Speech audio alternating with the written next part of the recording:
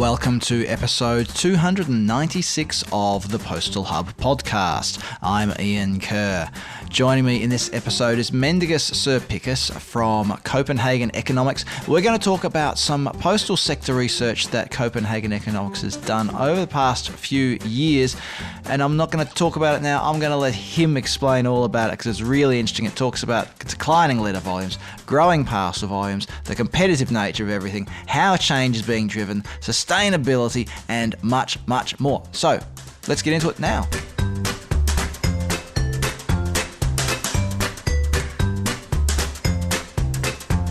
Joining me on the line is Mindaugas Cerpickis. Mindaugas is Managing Economist at Copenhagen Economics, head of the postal and delivery practice there, and one of the people behind the recent European Commission report on the state of the postal sector.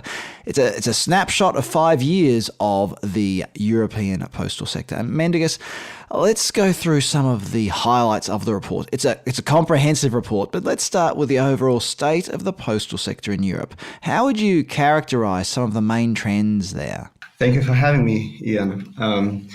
Well, one thing that I would mention, of course, is the fact that the postal sector in Europe is expanding, and as a percentage of GDP, it has generated more than 100 billion euros in revenue in 2021.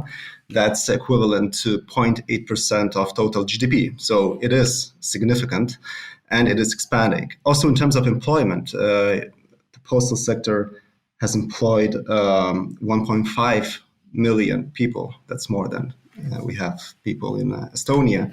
And also that doesn't include all the people that actually work in the postal sector. In some countries, subcontracted workers are not included in national statistics. So the actual number can be even bigger. So it is significant and it is growing. But another point that the report mentions is, of course, this growth brings a lot of benefits to companies operating in this sector, also the postal employees, but perhaps not so much for our planet.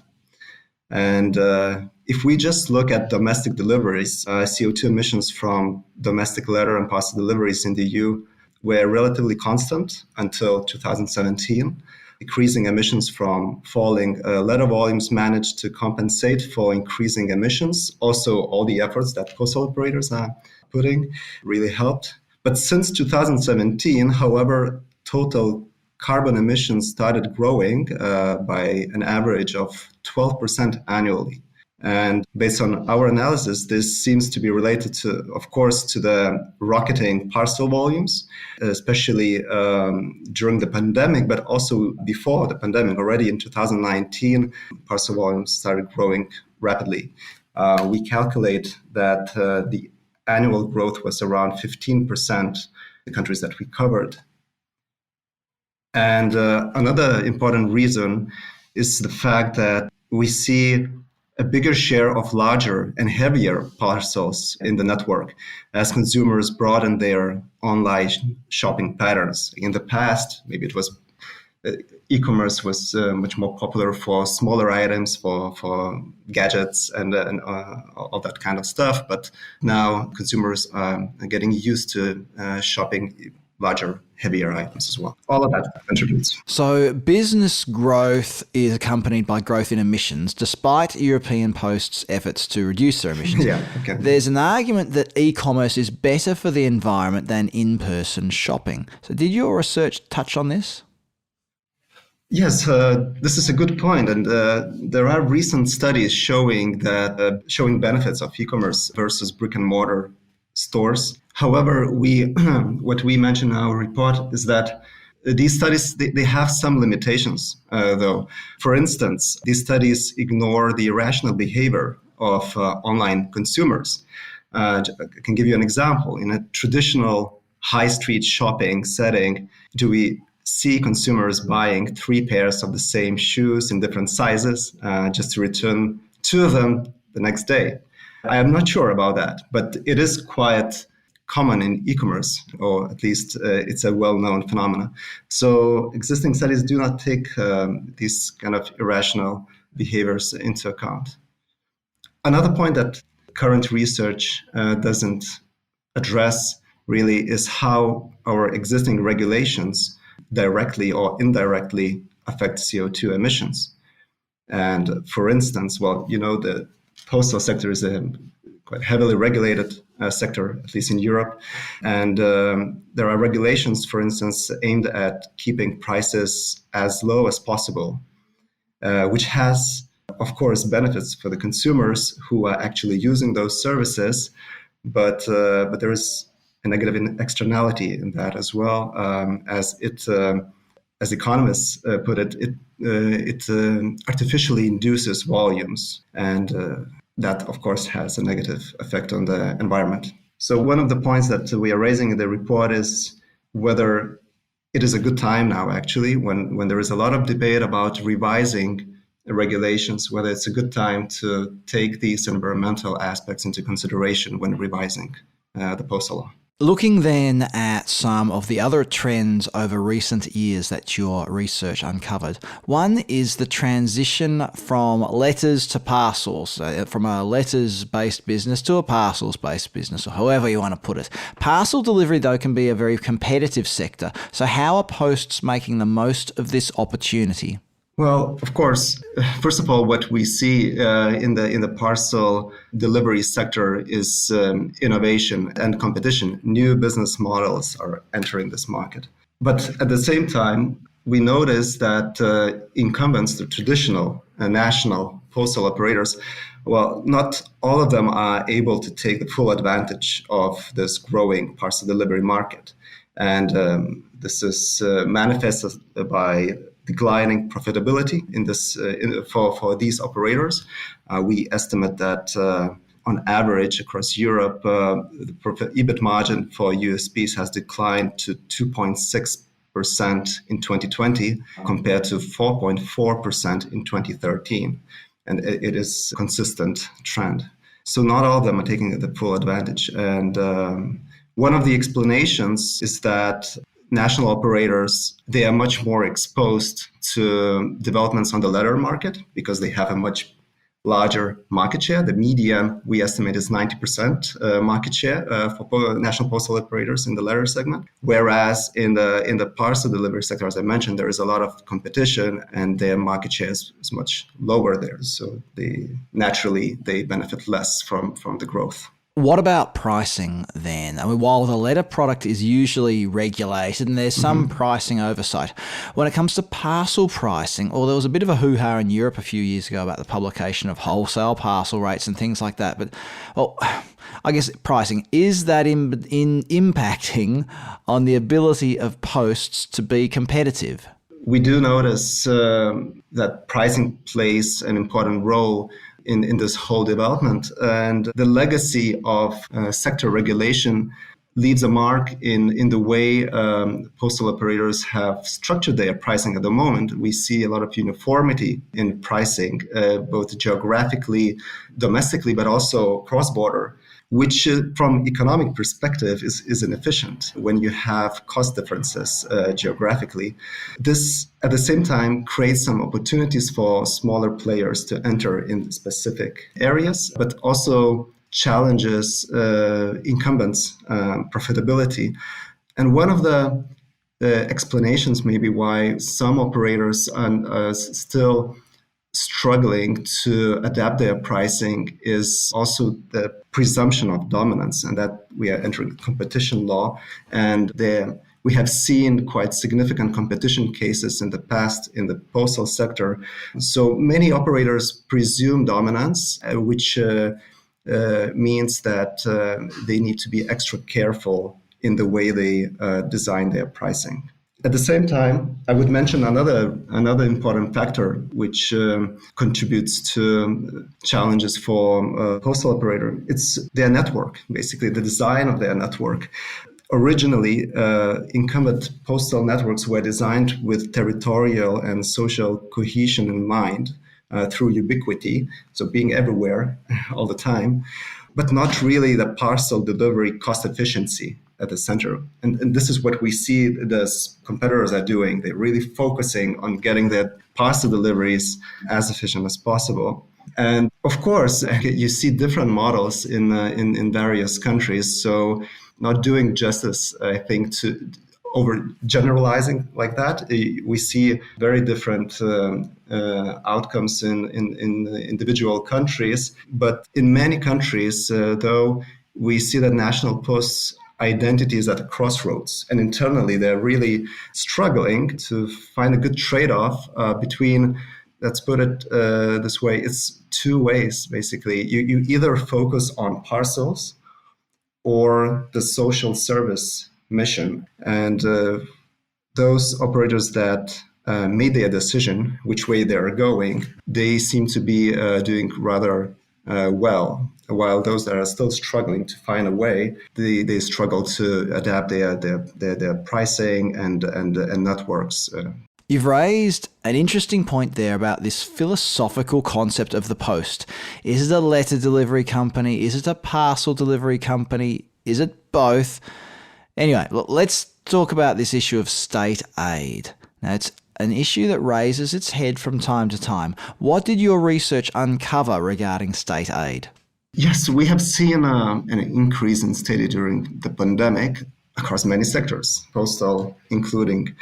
But if we look at the longer-term trend regarding state aid and compensations for universal service obligation, we notice that state aid calculations and clearance are getting more and more complex as the product mix of regulated and non-regulated services is getting more complex for national postal operators, as well as when competition in the parcel delivery sector is becoming stronger and stronger. We expect to see even more scrutiny from national authorities regarding state aid applications by postal operators. Let's talk about letter delivery frequency. What did your research find regarding letter volumes, strategies to deal with falling letter volumes, and things like that? The decline in letter volumes has continued. It has actually accelerated in this time frame that we have analyzed. So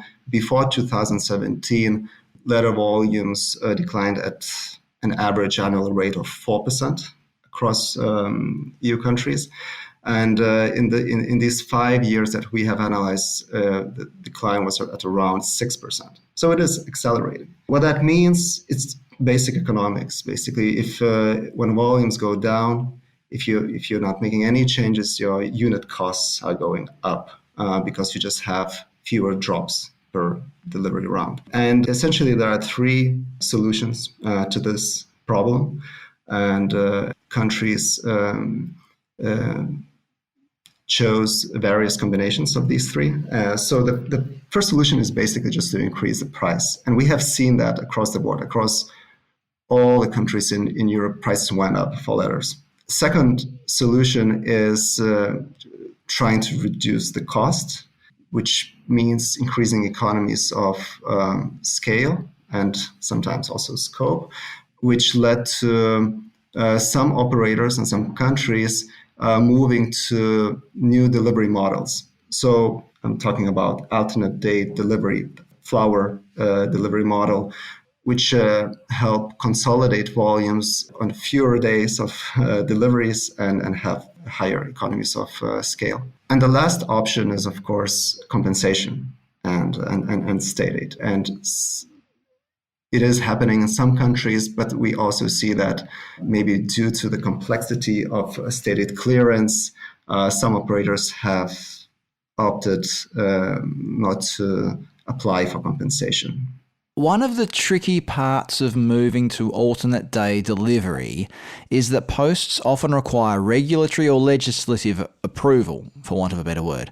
Has this been a difficult hurdle for posts to overcome? Well, yes, absolutely. This is a truly collaborative process between the operators, the regulators, and policymakers, as well as the clients of operators. But what we have seen is that many of the changes in delivery models, so for instance, moving to alternate date delivery, were implemented without changes in the European directive, or sometimes even in national regulation.